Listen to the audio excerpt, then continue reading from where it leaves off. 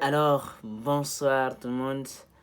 Et je m'appelle Suleiman Ba et je suis entrepreneur dans le web digital. Et par ailleurs, j'évolue dans le coaching un peu. Alors, aujourd'hui, je vais vous donner une formation qui va changer votre état d'esprit. Une formation qui va changer votre vie tout entière. Bien sûr, si vous la prenez au sérieux. Maintenant, si vous comprenez cette formation, si vous comprenez le livre que je vais étudier tout de suite, votre vie tout entière change. Vos relations avec vos familles, vos proches, vos relations tout entière changent. Votre vie tout entière change.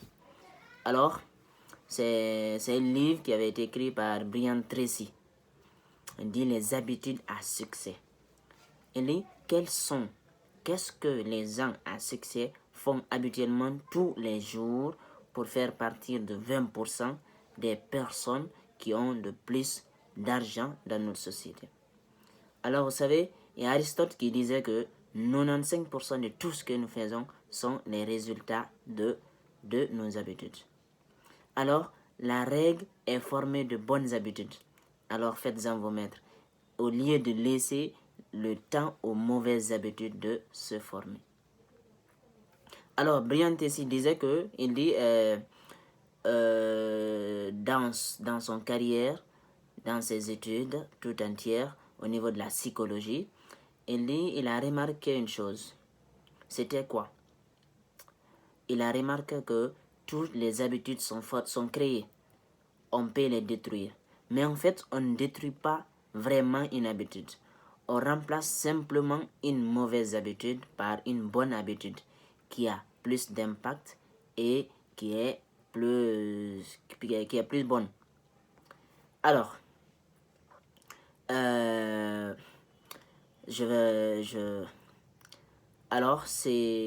a dit que les mauvaises habitudes sont faciles à apprendre mais difficiles à vivre. Mais les bonnes habitudes sont difficiles à apprendre mais faciles à vivre. Maintenant, comment développer une habitude? On développe une habitude grâce à la répétition. On la développe grâce à la répétition. Regardez, depuis au moment où vous levez le matin, tout ce que vous allez faire depuis le moment où vous levez le matin définit vos habitudes. Alors, posez-vous les questions, quelles sont les meilleures habitudes que je peux avoir? Alors, comment changer une mauvaise habitude à une bonne habitude? C'est très simple. Il y a dans le livre de motivation de Kit Survivre, elle dit que d'abord on doit savoir l'habitude est constituée de quoi et quoi. L'habitude, elle est constituée de trois choses. Il y a le déclencheur, il y a la routine et la récompense. Maintenant, le déclencheur, exemple, si vous êtes fumeur et quelque chose vous stresse de l'environnement, c'est ça le déclencheur. Maintenant, la routine, quelque chose vous stresse de l'environnement et vous dites de fumer un clope. Vous rentrez dans votre routine. Maintenant, ça va vous donner une récompense très mauvaise, une récompense hormonale. Alors, maintenant, comment changer cette mauvaise habitude à une bonne habitude? C'est très simple, mais pas au niveau du déclencheur, parce que vous ne pouvez pas contrôler tout ce qui vous entoure. Maintenant, vous attaquez au niveau de la routine. Maintenant, vous dites, si quelque chose vous stresse dans l'environnement, c'est très simple. Qu'est-ce que je vais faire? Vous fermez vos yeux et vous respirez profondément.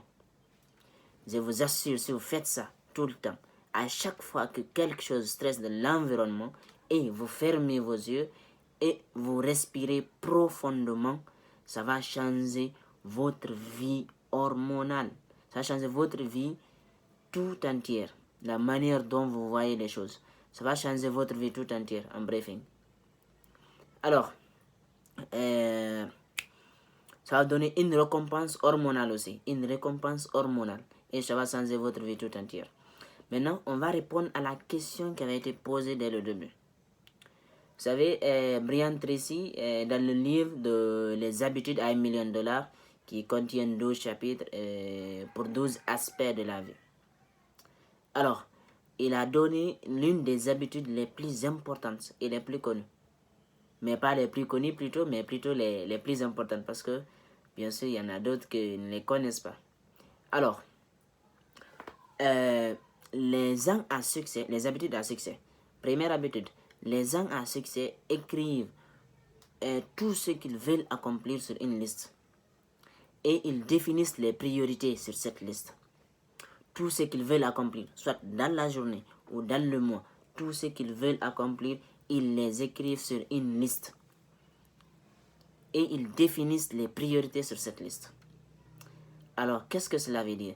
Ça veut dire que à chaque fois que vous vous couchez le soir, pensez à vos objectifs au jour à venir.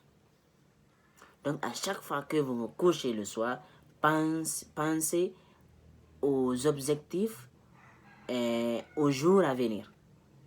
Alors, donc, écrivez vos objectifs sur une base régulière.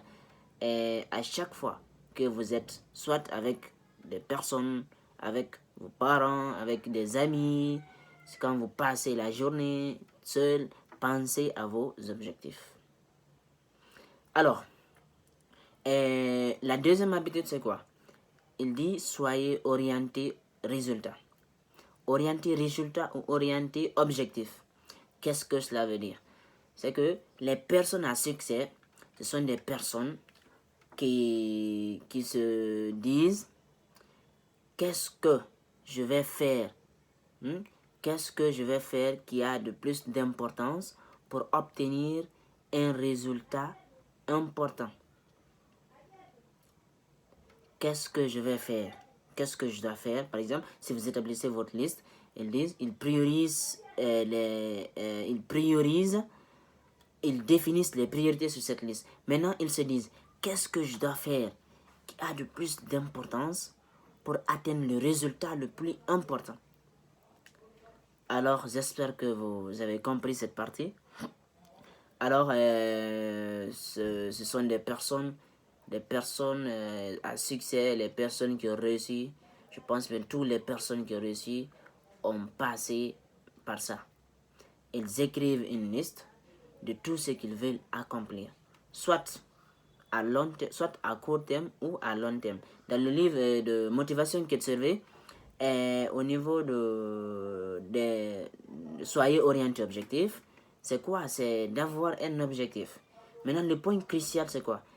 C'est que vous devez savoir que il y a des objectifs, il y a des micro-objectifs et des macro-objectifs. Vous devez avoir des micro-objectifs et des macro-objectifs. Maintenant, les micro-objectifs, c'est quoi? Ce sont des objectifs à court terme. Les objectifs sur la journée, les objectifs quotidiens. Maintenant, les macro-objectifs, c'est que les micro-objectifs doivent s'emboîter sur les macro-objectifs. Les macro-objectifs, ce sont des objectifs à long terme, soit sur 1 an, 2 ans, 3 ans, etc. Donc, en briefing, ce sont des objectifs, mais à long terme. Alors, ils doivent s'emboîter. Alors, j'espère que vous avez compris cette partie. Et on va passer à la suite, qui est la troisième habitude. Soyez orienté personne. Presque tout ce que vous réalisez, soit avec une aide ou une assistance ou la coopération d'autres personnes. Donc, vous devez vous poser la question, qu'est-ce que je dois faire pour aider ces personnes, pour aider aux personnes, ou bien pour aider les personnes pour qu'ils veulent m'aider au retour. Qu'est-ce que je dois faire pour aider les personnes pour que eux aussi au retour ils puissent m'aider? Soit par exemple le coaching, par exemple tu sais que les gens ont besoin du développement personnel, la confiance en soi, tu sais que les gens ont besoin de ça, donc tu dois comprendre ça. Maintenant tu essaies de les coacher. Quand tu les coaches, eux aussi ils vont te donner quelque chose à retour. Donc, j'espère que vous avez compris cette partie. Et nous allons passer au niveau de la 5e habitude, qui est la 4e, qui est toujours... Maintenant, qui est basée quoi? Au niveau de votre caractère.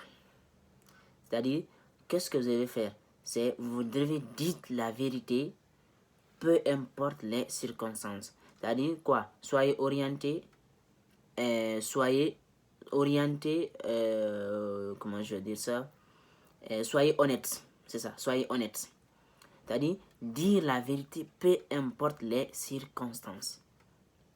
Alors, la 5e habitude, on va parler de l'autodiscipline, qui est la fondation.